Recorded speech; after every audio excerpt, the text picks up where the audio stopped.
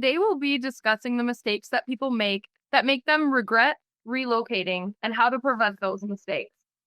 Yeah, people just decide to relocate on a whim. And, sometimes if you're young, you can do that. But, you really should have a plan. And having a plan is going to make it go really well and make it a smooth transition. Today we'll be discussing the yeah, so people don't just move across the town anymore or across the county, they move across the country. And with that in mind, there's just so many factors that people need to keep in mind so they don't make a major mistake. Yeah. Yeah. And I think the biggest thing is, the cost of living is going to be a big driver for relocation, but in two ways.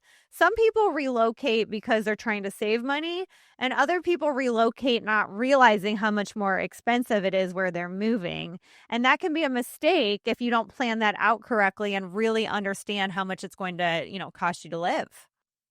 Yeah, and there's different utilities, there's different fees, and even different tax structures from one location to another. So, one comment we get in our rural areas is, wow, the taxes are so high. It's like, yeah, it's because there's less properties to share in all of the essential services, such as police and fire and street improvement projects and stuff. So, something to keep in mind is, yes, like the price of the house is one thing, but also figuring out your escrow for insurance and taxes as well, because that can drastically change your monthly payment.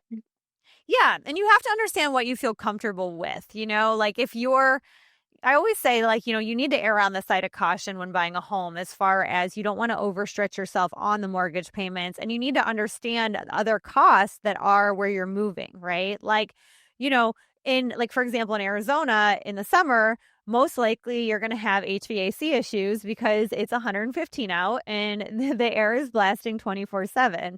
And, where you're at, it's going to be more, issues with snow and around that, I would assume, right? Yep.